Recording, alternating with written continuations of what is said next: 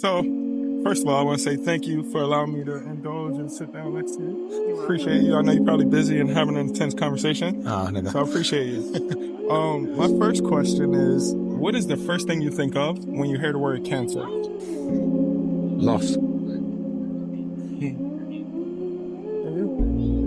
General non-performance. Not like no word in particular, just feel nice. It's not nice. Yeah, bad Okay. vibes. Bad vibes. Fair. Do you have personal experience, whether it be yourself or family or friends, of someone being diagnosed with cancer? Yeah, definitely. I think we all do, really. It affects us all. But yeah, no, it's kind of inescapable, isn't it? Yeah. For a lot of families, not so much people, but it's definitely know people. And you? Yeah, I have two of my grandparents have been recently diagnosed, and that was my first experience. Have you had anyone pass? Not close, but like I guess over the years, yeah, there's been family members. Maybe when I was younger. Well, actually, no, sorry, I should really no. I never met my grandmother because of it. So yeah. Did you know statistically 1 in 2 people in our lifetime would be diagnosed with cancer? Yeah, I have heard that. So yeah. It's crazy. 1 in 2 is a ridiculous statistic, right? Yeah. What do you think the stigma of cancer is?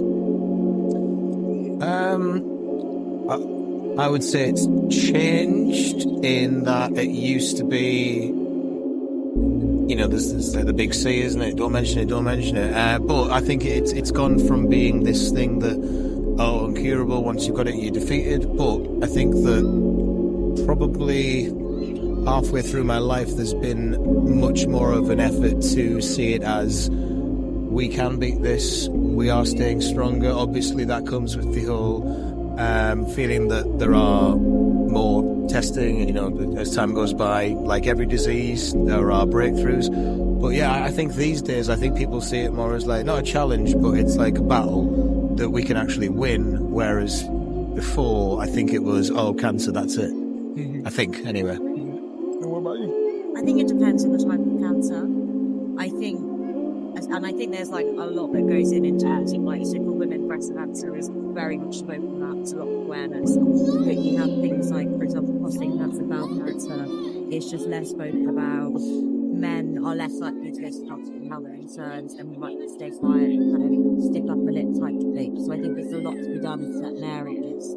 And there's just some cancers that can be a lot more preventable, but symptoms are less well known. There's also symptoms present themselves to men versus women in the same type of cancer.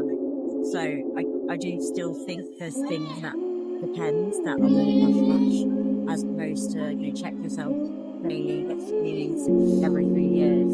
So it's a mixed bag. And my last question is, do you think by looking at someone you can tell if they have cancer or not? Absolutely not. No.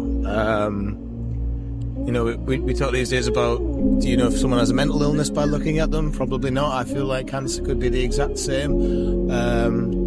I would say a good example is Hugh Jackman's. The actor's recently been diagnosed with, or had battles with skin cancer. I would say that's something that, unless they actually said, by the way, and I think that was one of the things that probably did shock a lot of people. It was like, oh yeah, this is happening. I work with a guy who recently had cancer removed from his spine, and has been very open about it. But by looking at him and the way he was acting when he first got diagnosed with it, before going into the operation, he went in as normal as he's come out.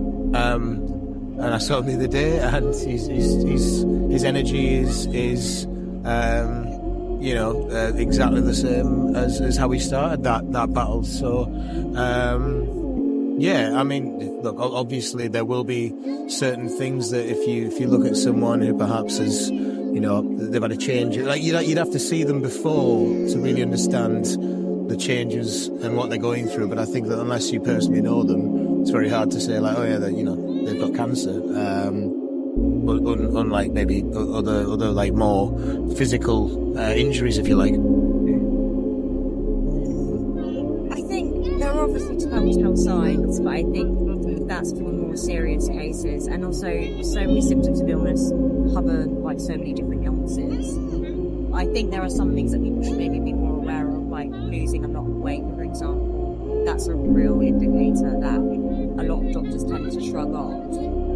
So I think, you know, if you notice certain things, you might think that person somewhere. You can never know for sure. And like Emil said, there are some people that just don't get it.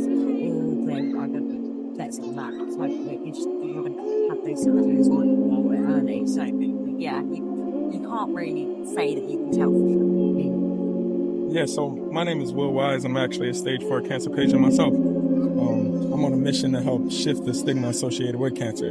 As we spoke about, most people hear the word cancer and think of it as a taboo word or something to be spoken about in secrecy. And it comes with like an eerie and a dreary stigma. And I'm on a mission to help shift that stigma because people who are stage 4 like myself, it's no longer about fighting cancer or surviving cancer or battling cancer. It's about living with cancer.